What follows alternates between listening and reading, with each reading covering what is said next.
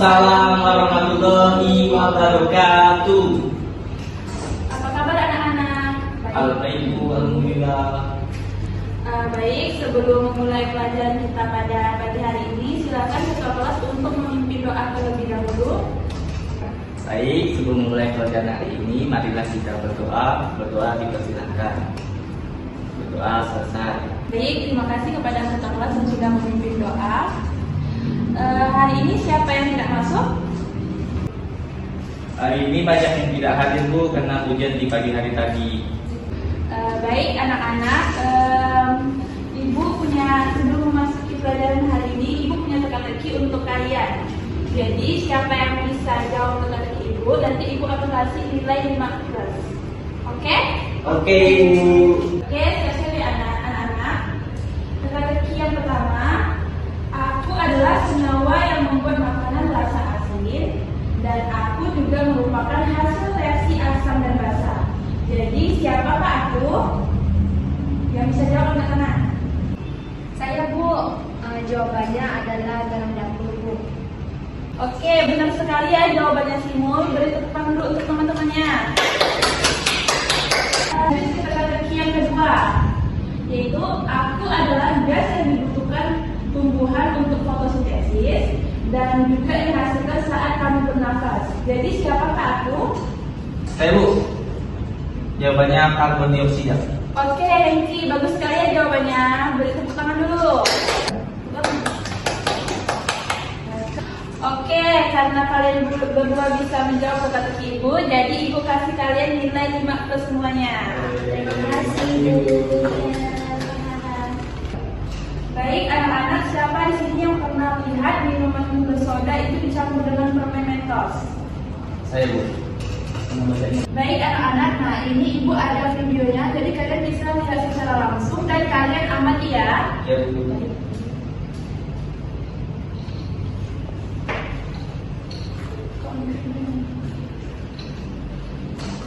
Wow.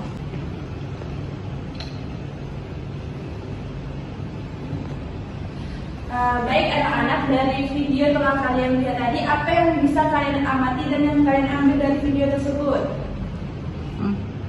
Saya Bu, dari video itu dapat lihat airnya tuh meletup-letup Bu, seperti air mancur.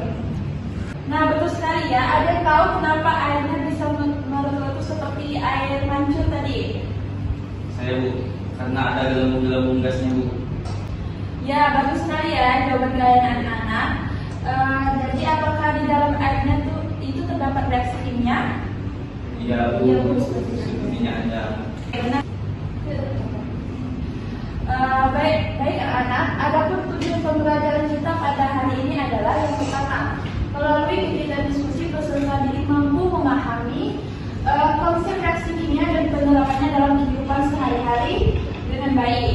Nah, yang kedua, melalui kegiatan pembelajaran peserta didik mampu mengidentifikasi jenis-jenis reaksi kimia dalam kehidupan sehari-hari dengan benar. Baik anak-anak, Ibu punya 2 gambar di PPT ini. Silakan kalian amati apa yang terjadi pada gambar tersebut. Ibu, dari gambar apel terlihat bahwa ada perubahan warna di bagian kirinya menjadi coklat, dan pada gambar rantai juga terlihat perubahannya menjadi kecoklatan. Izin bertanya Bu, apakah semua benda bisa mengalami perubahan seperti itu Bu? Oke, bagus sekali ya tanggapan dari Hengki. Nah, ada yang bisa membantu Ibu untuk menjawab pertanyaan dari Hengki? Saya Bu, Ibu menurut saya kalau apel itu kan bisa berubah jadi coklat karena biasanya setelah kita kupas lalu kita biarkan. Sedangkan besi biasanya dia berkarat karena tekanan air. Dan menurut saya tidak semua benda bisa mengalami perubahan seperti itu. Seperti kaca lalu terkena air, dia tidak akan mengalami perkaratan. Jadi hanya ada benda tertentu saja yang akan mengalami perubahan seperti itu.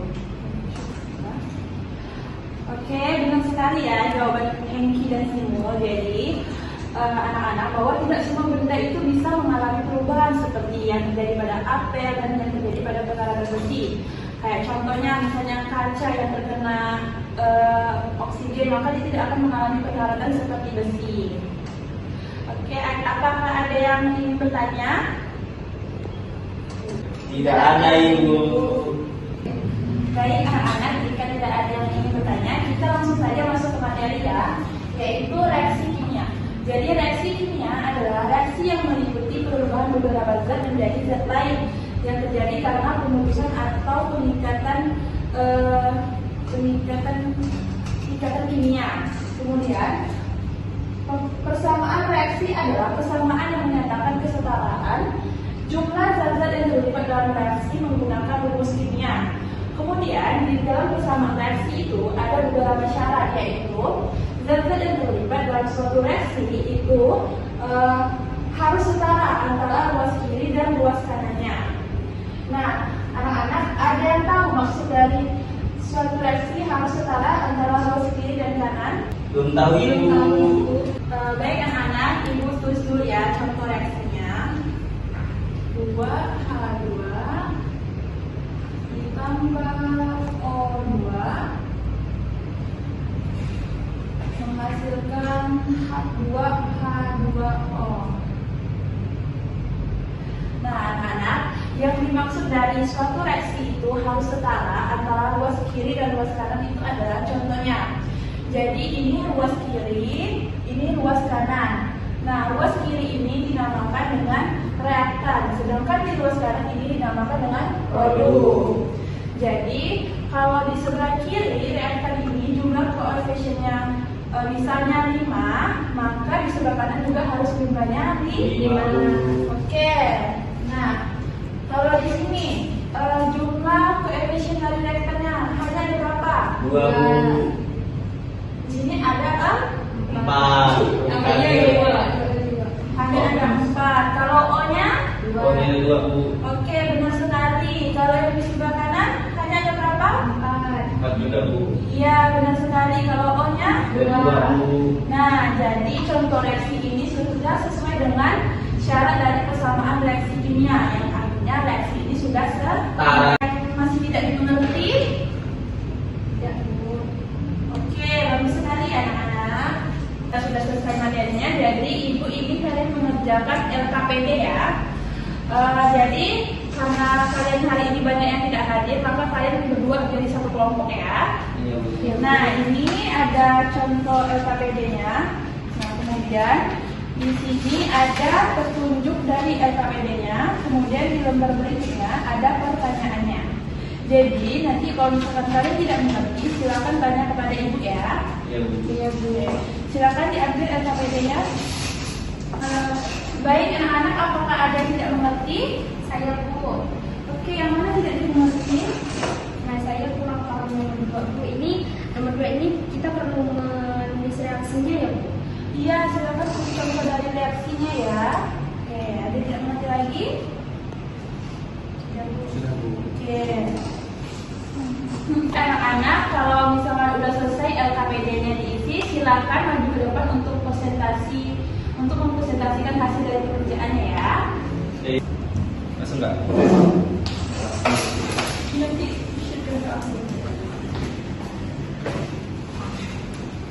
Perkenalan ya. Baik, perkenalkan nama saya Rizky. Saya Simon. Izin menyampaikan hasil pengerjaan kami di LKPD. Yang pertama, apa itu reaksi kimia dan bagaimana menganalisis bahwa telah terjadi suatu reaksi kimia dari pencampuran atau perlakuan terhadap suatu zat, dan zat apa yang terlibat dalam reaksi dan apa saja jenis reaksi kimia yang ada.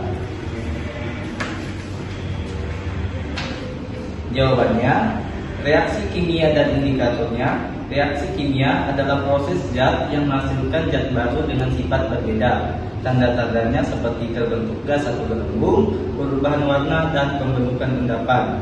Dan zat yang terlibat dalam reaksi adalah reaktan, yaitu zat sebelum reaksi, dan produk, yaitu zat hasil reaksi.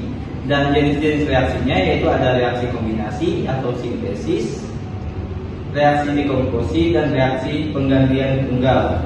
Dan nomor 2 akan dilanjutkan oleh teman saya. Ayat nomor 2, untuk memudahkan kita mengetahui reaksi yang terjadi, maka akan dituliskan dalam sebuah persamaan reaksi kimia. Uraikanlah bagaimana langkah dalam menuliskan persamaan reaksi kimia serta komponen apa saja yang harus tersaji dalam suatu persamaan reaksi. Baik, kalau saya jawab menulis persamaan reaksi kimia. Langkah-langkah menulis persamaan reaksi kimia yaitu identifikasi reaktan dan produk yang terlibat, kemudian tulis reaksi kimia masing-masing zat.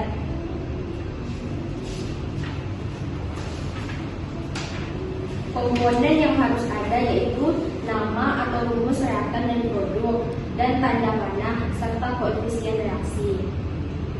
Contohnya yaitu H2 dalam bentuk gas ditambah oksigen dalam bentuk gas akan menghasilkan H2O dalam bentuk liquid. Terima kasih. Ya, presentasi dari kelompok kami. Lebih kurangnya kami mohon maaf. Terima kasih. Oke, bagus sekali ya anak-anak presentasinya. Berikut dulu untuk kalian. Baik anak-anak, sebelum kita tutup pembelajaran hari ini, Ibu punya expression untuk kalian. Oke, nanti kita tonton dulu ya videonya. Ini ada contoh video dari expression-nya.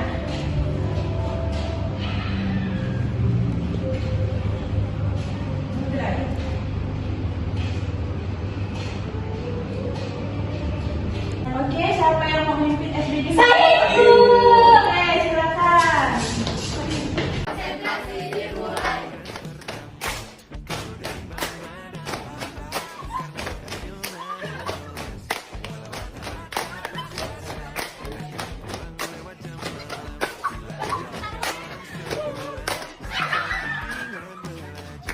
Oke, dah.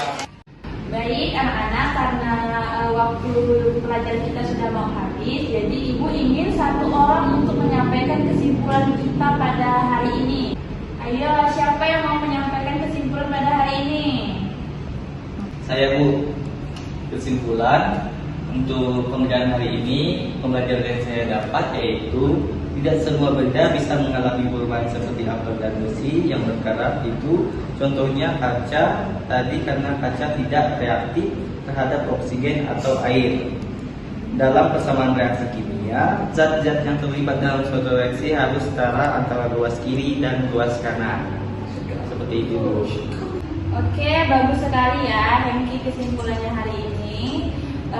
Jadi sebelum kita mengakhiri pembelajaran kita pada hari ini, silakan ketua kelas untuk memimpin doa terlebih dahulu. Baik, untuk mengakhiri pembelajaran kita hari ini, mari kita berdoa. Berdoa dipersilakan. Berdoa selesai. Oke, terima kasih ya anak-anak untuk pembelajaran hari ini. Semoga dapat diterima dan ilmunya bermanfaat untuk kalian semua. Ibu akhiri